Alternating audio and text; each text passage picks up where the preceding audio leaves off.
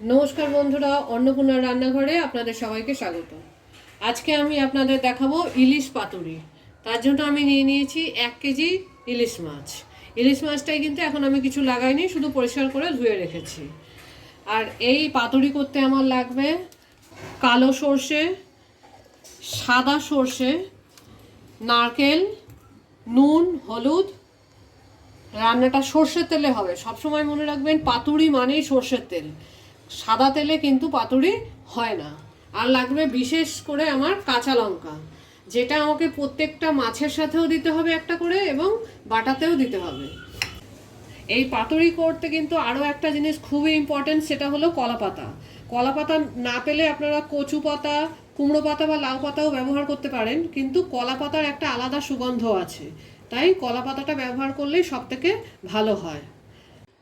সবার আগে আমি এই সাদা সর্ষেটাকে একটু ধুয়ে নিয়েছিলাম, কারণ সাদা সর্ষে বাজার থেকে আনলে খুব মাটি থাকে, ভালো করে ধুয়ে না নিলে মাটি কিচকিচ করবে। তাই আমি 2 চামচ, বড় 2 চামচ সাদা সর্ষে নিয়েছি।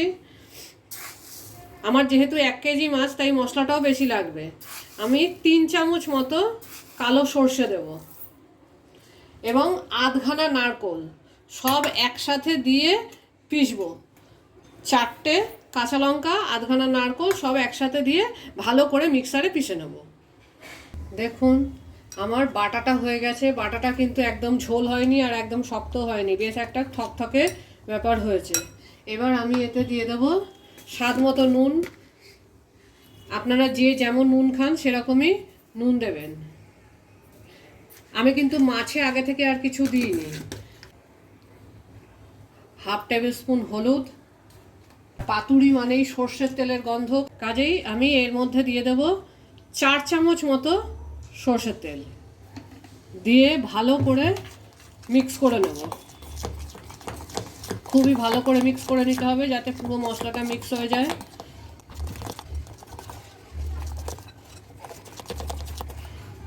আমি আরেকবার বলে দিই এতে কি কি দিয়েছিলাম।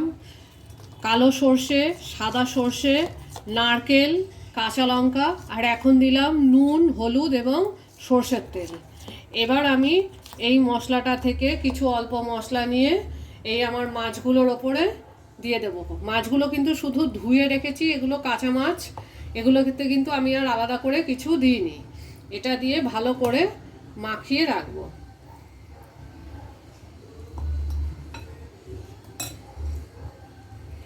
ভালো করে একটু দুপাশেই মাখিয়ে ম্যারিনেট করে অন্তত 8 ঘন্টা রেখে দিতে হবে এইভাবে।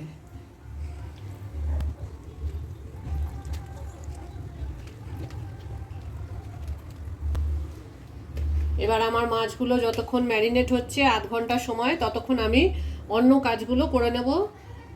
এবার আমি দেখাবো যে কলা পাতাটা কি করে রেডি করতে হবে।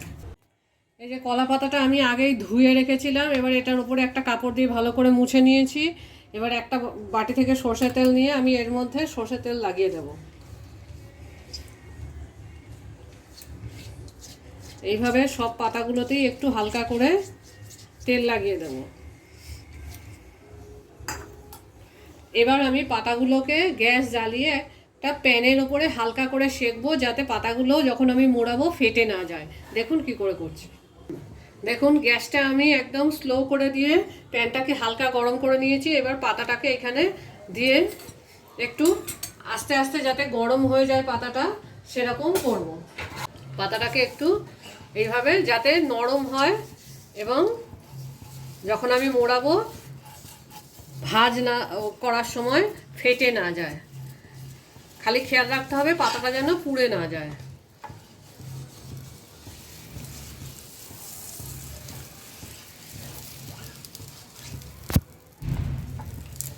এইভাবে পাতাটা নরম হয়ে যাবে এবং আমি এইভাবে মোড়াতে পারবো পাতাটাকে।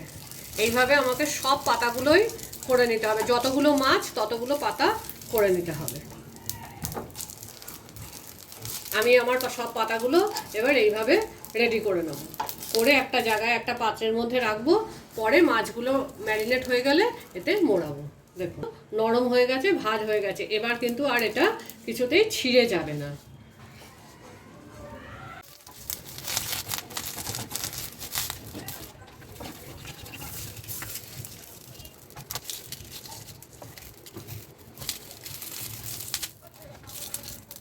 দেখুন এবার আমি মাছগুলোকে র্যাপ করব কলা পাতায়। আধ ঘন্টা হয়ে গেছে, আমার মাছটা ম্যারিনেট হয়ে গেছে। এবার আমি সবার আগে আমার যে মশলাটা রাখা ছিল সেই মশলাটা এখানে 2 চামচ দিয়ে দেব। তারপরে মাছটা দিয়ে দেব। মাছের ওপরেও আমি 2 চামচ মতো মশলা দিয়ে দেব এবং আমি কাঁচা লঙ্কা চিড়ে রেখেছিলাম, কাঁচা লঙ্কাটা একটা দিয়ে দেবো। লঙ্কা দিয়েছি। এবার এর ওপরে আমি এই 1 টেবিল স্পুন সরষের তেল দিয়ে দেবো। যেভাবে সুবিধা হবে আপনার সেইভাবে মুড়িয়ে সুতো দিয়ে বেঁধে দিতে হবে। মাছটা ভালো করে মুড়িয়ে দিলাম, চারিদিক দিয়ে মুড়িয়ে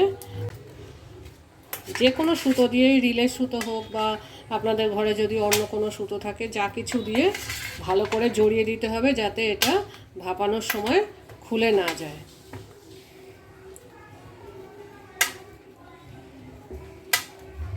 রেডি হয়ে গেল আমার পাতুরির র্যাপিং। ভাবে আমি আমার সব মাছগুলো র্যাপ করে নেব।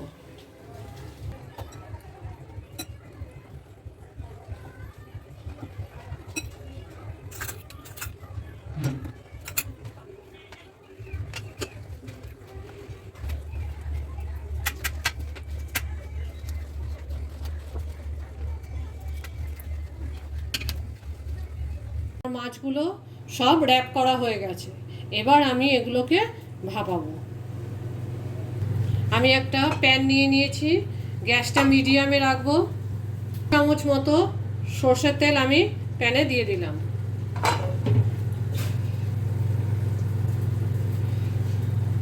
পাতুরি মানেই কিন্তু সরষের তেল। তেলটাকে হালকা গরম হতে দেব, পুরো যাতে পুড়ে না যায়।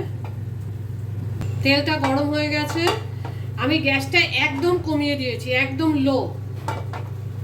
এবার আমি পাতুরিগুলো এর মধ্যে দিয়ে দেব। এই পাতুরি হতে কিন্তু বেশ খানিকটা সময় লাগে। গ্যাসটা একদম লোতে আছে। আমি এবার একে ঢেকে দেব অন্তত 7 থেকে 8 মিনিট। আমি একে এইরকমই রাখবো, খালি আমাকে দেখতে হবে যাতে পাতাটা পুড়ে না যায়।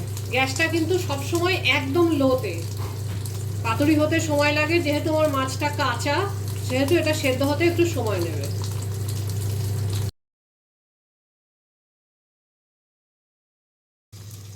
দেখুন এটা কিন্তু ভাপার মতোই হলো, তেলেও ভাজা হলো। এবার এটাকে আমি আস্তে করে ধরে উল্টে দেবো আবার এই পাশটা হওয়ার জন্য।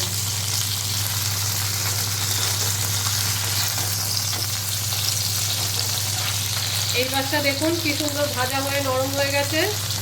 এর পাতুরি কিন্তু বারবারই বলছি হতে খুব সময় লাগে, অন্তত 10-20 মিনিট। 2 পিঠে এক পিঠে 10 মিনিট আর এক পিঠে 10 মিনিট 20 মিনিট। আমি 7-8 মিনিট পরে উল্টে দিলাম, আবার আরেকবার উল্টে দেবো, দিয়ে 10 মিনিট করে আমি দুপাশে রান্না করব।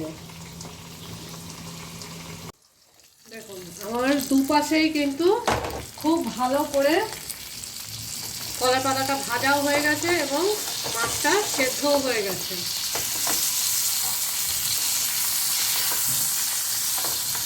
দেখুন দুপাশেই হয়ে গেছে।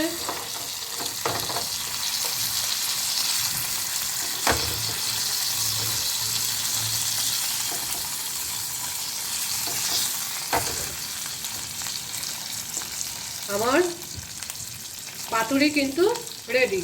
এবার আমি গ্যাসটাকে নিভিয়ে দিচ্ছি। নিভিয়ে 1 মিনিট ঢাকা দিয়ে রাখবো। তারপরে এটা গরম গরম ভাতের সাথে খেতে খুবই ভালো লাগে। আমি আপনাদের দেখাচ্ছি এটা কীরকম হয়েছে। গ্যাসটা আমি বন্ধ করে রেখেছিলাম, 2 মিনিট হয়ে গেছে। গ্যাসটা বন্ধ করে রাখার একটাই কারণ যে এতক্ষণ তো মাছটা কোনোভাবেই ভাজা হচ্ছিল, সে কলার পাতা ভেতরেই হোক আর বাইরেই হোক। এবার একটু ভাপে সুন্দর হলো, মাছের তেলটাও কিন্তু দেখুন বাইরে বেরিয়ে এসেছে। এবার আমি এটাকে আপনাকে খুলে দেখাচ্ছি। খুব গরম, সাবধানে, দরকার পড়লে একটু ঠান্ডা হলে তারপরে খুলবেন।